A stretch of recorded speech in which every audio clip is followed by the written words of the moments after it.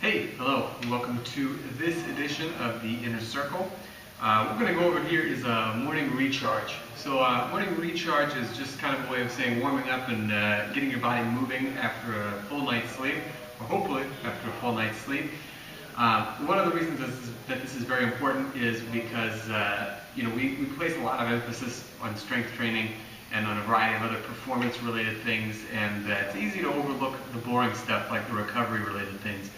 And recovery can either be active or passive, and one of the ways of doing some active recovery is to work every day on kind of loosening yourself up and getting ready for things, even if it's not necessarily before a workout, but just as a part of preparing for your day. It's a great way to infuse yourself with some energy and to really get the body moving the way that it's supposed to.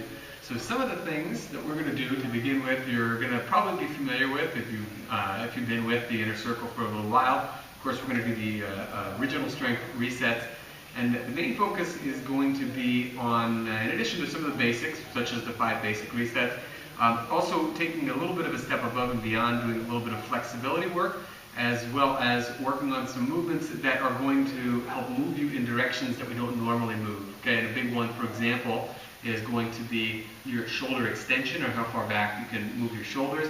Another one is going to be T-spine extension, which I think is criminally undertrained and very, very important for any sort of overhead work. And that'll make your shoulders feel better. It'll make you perform better. It's going to be pretty helpful overall. Last thing is going to be some spinal flexion, which again we don't do a whole lot of in our strength training, so it's important to make sure that in our mobility work that we keep that in there. So first things first, we're going to start off with the basic original strength resets. I'm going to run you through some standards, and there are a lot of different progressions and regressions of all of them, so you can certainly feel free to mix things up a little bit if you know a little bit more about original strength. So what I want to do is start off with some deep breathing. Okay, one of the ways that I really like to do the deep breathing is on my stomach, because this really helps me personally to feel my entire core working to help me breathe, which is the way that you're supposed to breathe. Once you can do that, it makes it much easier for when you go on your back to start doing that. Okay. So what we're going to do is we're going to do a mixture of those two things. So we're going to start off in the most basic position right here, and you're going to breathe.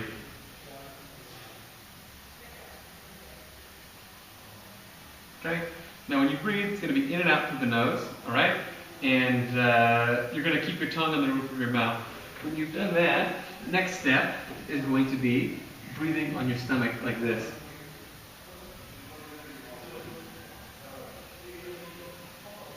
Right? We're going to keep it easy. You're only going to do 5 breaths for each of those.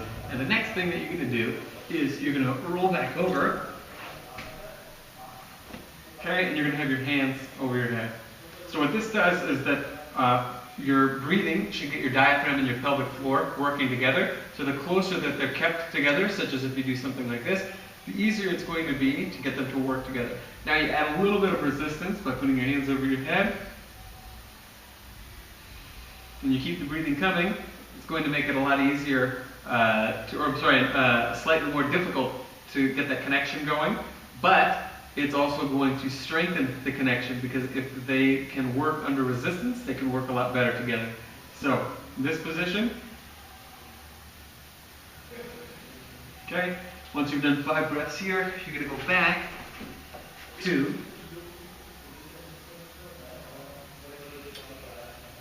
breathing like so, right? And then you're going to once again return to this position, like so.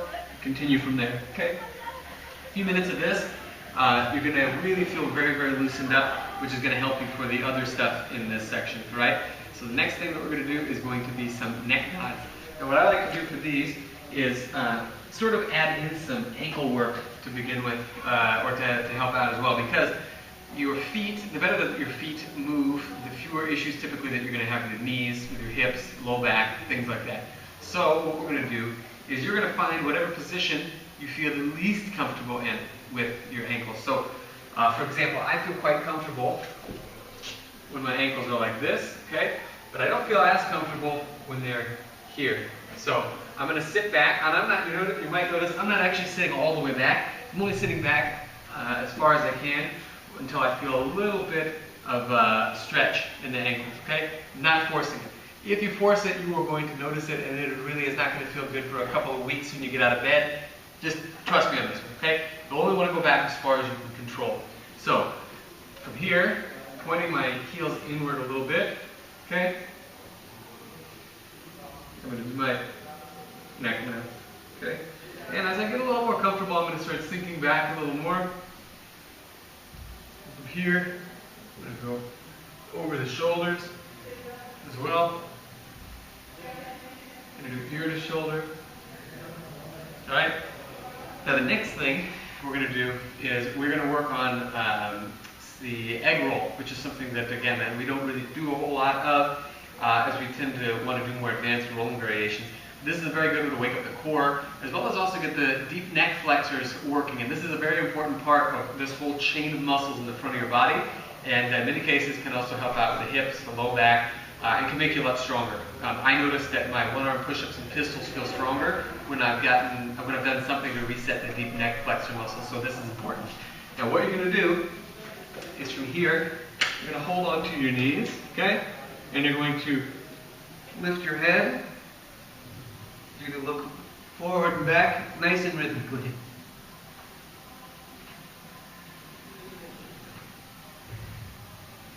Now you might find that you can sit all the way up, like so. You don't necessarily have to. In fact, if all you can do is this, that's perfectly fine.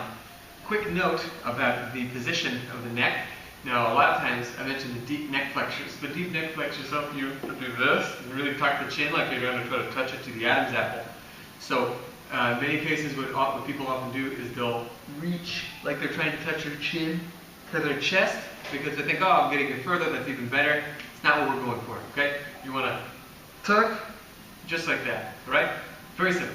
Next thing is going to be some rocking. Well, with the rocking, what I want to do is use it to get stronger.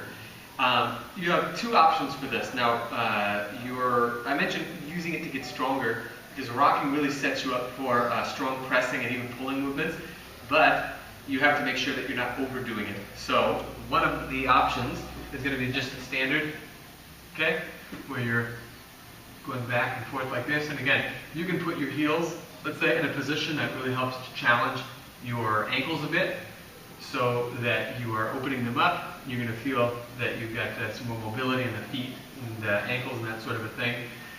The other option is that if that feels pretty easy, what we can do is lift the knees just a little bit, like so. Okay, now notice I'm keeping my back flat, all right? I'm not doing this sort of a thing. So if I do start to round my back as I get toward the end, what I would want to do instead is only go as far as I can while keeping my back straight, okay? You're really going to feel this very strongly in the legs. You're going to feel it very strongly in the hands, and you'll also feel it quite a bit in the core. Now, if this is pretty easy, the next thing that I want you to consider is reaching with one hand. So what I mean by this is you're going to imagine that there's something in front of you, and from here, you start off with the knees on the ground. I wouldn't do knees off the ground just yet with this. You're going to reach forward, like so. Okay, make sure that you're not sinking like this so that your shoulder's just popping up. You want to keep a tall chest, kind of like you're trying to point the logo of your shirt toward something in front of you. You're going to reach like that. You're going to do 10 on each side, like so. Okay? Last thing I want to do is, once you've done that, you know I'm a big fan of crawling and big believer in it as well, but since you're going to include the crawling later on in some of the work that you're going to be doing, what I want to focus on here instead is going to be dead bugs. Now, dead bugs work wonders for helping me to free up my low back and do the same for a great number of my students. So we're going to work on those. They give you a couple of options to do with these, okay? First things first, what you want to do is you want to get into position. And the big thing here is it really doesn't matter how unbent your legs are, how straight your legs are with it.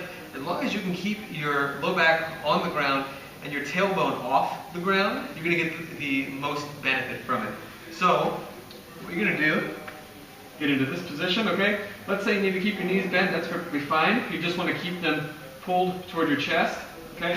When you feel your abs activating, and you can touch them to see if they're activating, you'll know you're in the right position. When your tailbone is off the ground, you're good to go. Okay? So from here, opposite side, you're going to touch the opposite side. Hold this leg here. Don't let it migrate down as this leg goes down. You're going to go down like so, and you're going to switch sides. If you want to add a little extra power to it, tuck your chin, okay, get the deep neck flexors working. Just like so.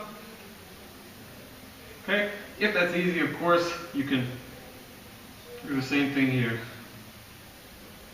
Okay, now quick note. While you're doing these, you might notice that your glutes touch the ground, and that's okay, provided that your tailbone does not, right? So there is a difference. Glutes can touch the ground, you still want to keep the tailbone off of it. And the next thing that we're going to do for the morning recharge is going to be helping to open up some of the stuff that has a tendency to get closed down from a lot of strength training. First thing I want to work on is going to be shoulder extension. So what we're going to do here is we're going to actually reach into the tool book of Tibetan yoga, and we're going to do what's known as Tibetan Rite number 4. This you might also know as a tabletop position in yoga. So what you're going to do, now your hand position is up to you. You can point them forward, to the side, or behind you. I find that they emphasize different things. If I have my hands forward like this, feel it more in the biceps, which is great for me because these have a tendency to get tight. If I point them behind, I feel it more in the forearm. I don't feel so much. I don't feel anything so much on the side, but in any case, you can play with them a little bit. The big idea here is you want to go from this seated position, right, and you're just going to lift your heels up. Now, important thing here, you may not get that high. You may only get to here or even less, provided you feel a stretch in the front of the shoulders and you feel some work being done in the back. You've gone as far as you need to go. Okay, you're going to do sets of 10 like this. So, bring them back down. Okay, if you want to be really strict about it, you can bring your legs all the way straight to the bottom.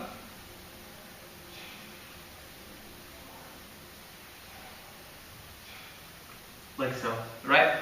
Once you've done that, next thing that you're going to do is we're going to work on some extension here. Now the way that you can do it or the way that I like to do it is do it from the standpoint of original strength. I also will do stretches in this position, but we'll save that for another time. What you're going to do, you're going to get here, we're going to work once again on that reaching, right? First things first, I want you to have your hands forward, like so. You're going to work on reaching one arm out, like this. You don't want to sink. You want to keep yourself nice and tall, okay? You're going to reach the other arm out, just like so. And really, you can also push into the ground with this hand. It's a big, big help. Keep a tall chest. Keep your shoulders away from your ears.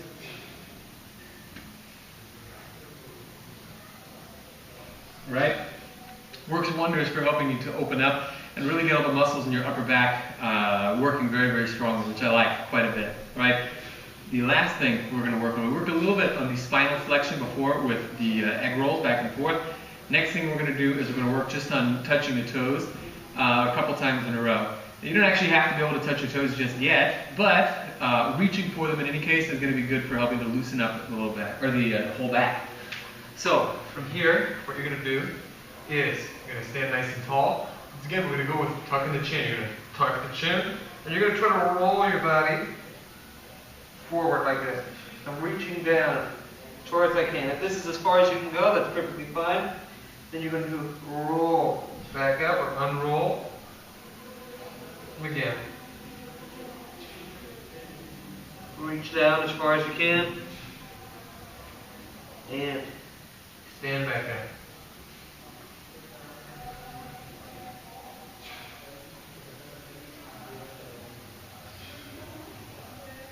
And repeat. Okay? So this is going to be your morning recharge. If you find that there's anything else that you like to add in there that makes you feel pretty good, pretty energetic, and much more loosened up, feel free to toss it in. All told, this should take you maybe 10 minutes or so to do. It's gonna be like a double shot of espresso first thing in the morning before your actual espresso. So it's highly, highly recommended. And granted, you could do this. You could do a different warm-up for your actual strength training. But I would recommend sticking with this because this is going to go a long way to loosen you up for all the movements that we're going to be doing momentarily. So practice these. If you have any questions, of course, send me your questions via email or on the Facebook group. Up next, we are going to be working on the strength movements, so stay tuned.